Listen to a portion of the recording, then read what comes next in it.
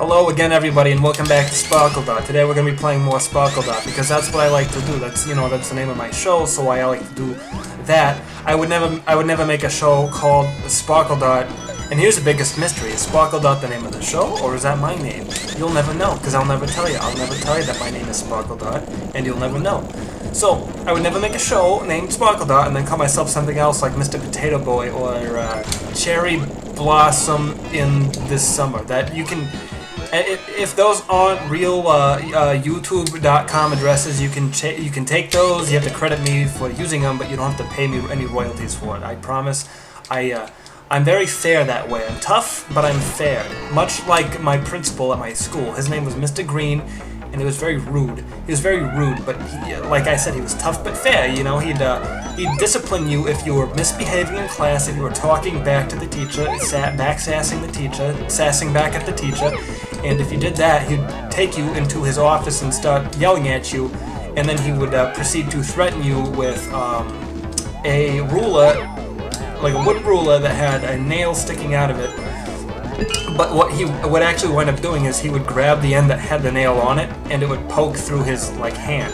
He had a hole in his hand because he had a rare condition known as stigmata, and he would just fit the hole through there. Not a lot of people knew that he had that because he usually wore gloves even in the summertime, which was kind of strange, but if you really thought about it, it made sense because if you wanted to prevent people from learning his scare tactic, then I guess that would be the way to do it. So, kudos to you, Mr. Green, for being the most terrifying principal in the world, and that is the word that I meant to say, so thank you for noticing and pointing it out so loudly on my comments down below.com.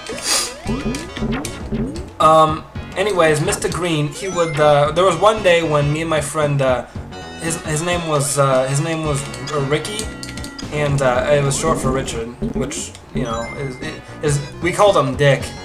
I called him Ricky, but everybody else called him Dick, and his last name was Tusher, so everybody called him Dick Tusher, and it was really funny because he didn't mind it so much, but I could tell that it hurt him on the inside. It hurt his bones and his body, and the rest of his bones and the rest of his body.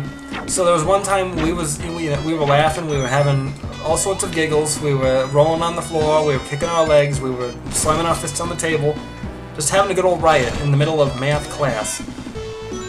And my teacher at the time, Mr. Roberts, he was pissed off about that. He was like,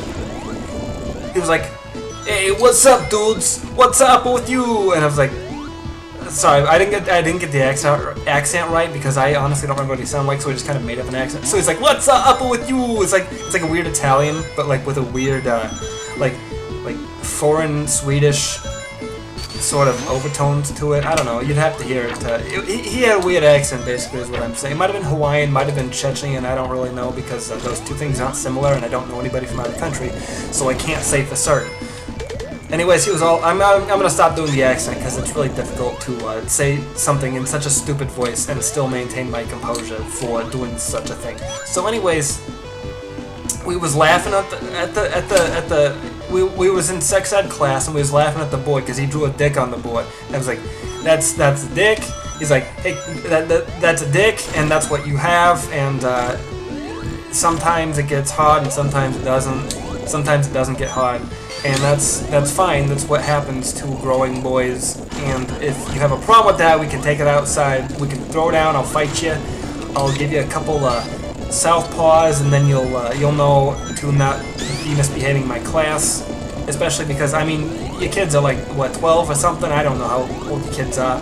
Your kids are like 12 or something, and you're laughing at dicks. Yeah, you had a dick your whole life, right? Except for you, Mark. I'm sorry, did I say that out loud? I didn't mean for everybody to find out this way. Sorry, Mark. And then Mark ran off crying, and that's why we started laughing. We were laughing at Mark because we found out that he didn't have a dick. I guess he always after we found that out, he told us that he had balls, but he had no dick.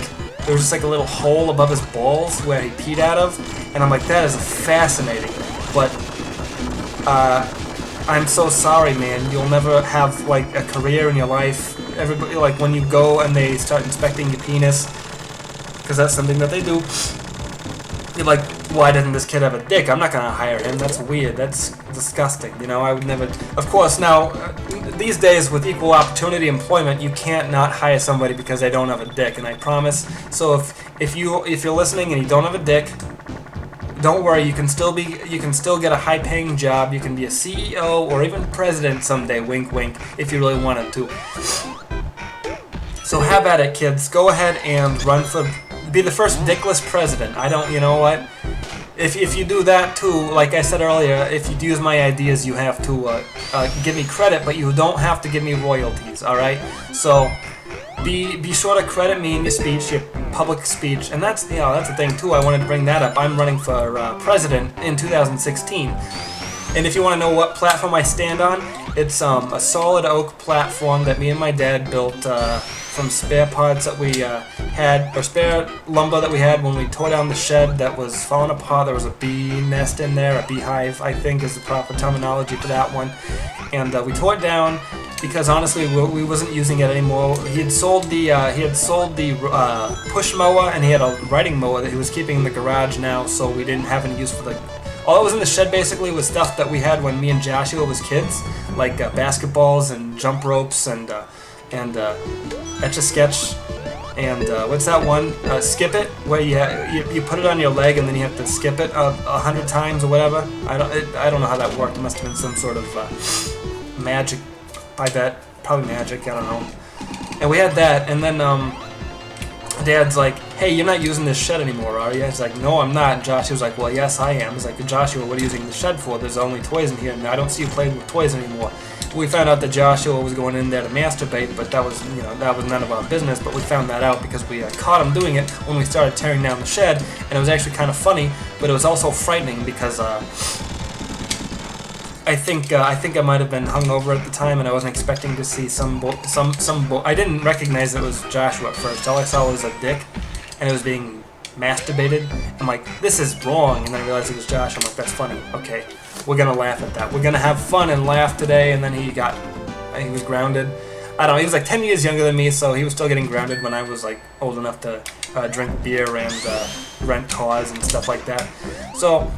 We was having fun that day. We was out in the shed and tearing down the shed, and then the bees came out, started chasing us. There was like a Benny Hill type chase scene where the bees are all over the place and they start swarming, and then like in a cartoon maybe the bees would the swarm of bees would form into a hand that would flip you off, and then it would be like it'd be funny, you and your dad having a good time out in the yard.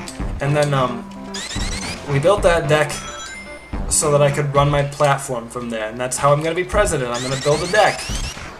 We gotta build a deck around Mexico. We're gonna build a deck around Mexico. Give those Mexicos something to stand on, you know?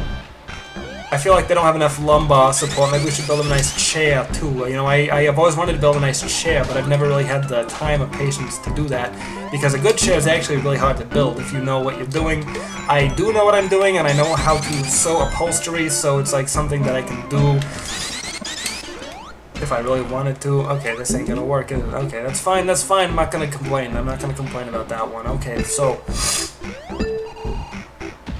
yeah, anyways, vote for me 2010. My running mate will be, I don't know, I haven't figured that one out yet. Probably some, I don't know, Kelsey Graham. Let's say it's going to be Kelsey Graham. I don't have him locked down yet. I haven't even called him. But him and I are going to run together 2016, and we're going to have a good campaign. Everybody's going to get free chicken strips and honey mustard dipping sauce. So if you want to, vote for us. Not like all the time, just that one time that you can come to the electoral college and vote for us. And I don't recommend sending your kids to the Electoral College because it's a very shady institution. But just to be sure, that's what we're going to be doing. And if you have a problem with that, then you can run against me. You can be my running mates. You can start a super PAC and start sending me money, whatever. I don't know how politics work, so please just do whatever. I don't care. I'll just, you run my campaign, and I'll just sit here and read about. I'll read about sand dunes and how they form all day long on Wikipedia, and other weird things like the electromagnetic spectrum, or Inspector Gadget's Field Trip, the movie from the VHS straight to DVD movie that came out probably like in 1996 when Inspector Gadget was still a thing. So do Inspector Gadget, do. Ooh. Hey, you know, you saw it. You were a kid back in the 80s and 90s. Way back in the 1980s. You know, that's actually a reference to something. If you get that reference, then high fives to you. High fives to me. Everyone gets high fives. And that's another run of my platforms. Everybody gets a high five. You know? Okay, okay, thank you. Oh, come on, man. Don't be like that. Don't be doing that to me, bro. Come on, bro. I'm just trying to have a good time. That's all we're trying to do, is have a good time and recite Shakespeare's and who was that other, Dostoevsky's and all sorts of authors like the Robert Frost, which I still don't really know much about. I apologize if I got any diehard Robert Frost fans listening to my show right now that are like, you're a stupid idiot, you don't know anything about one of the greatest poets to ever walk the earth. And I'm like, well, that's debatable, honestly, I think, because I think Charles Dickens was really good at what he did, and I think that Edgar Allan Poe was also really good at what he did, even if he was a fucking lunatic. But you know what? Lunatics make the best authors, or lunatics make the best everything. They make the best politicians, they make the best film directors, they make the best Iron Chefs, they make the best...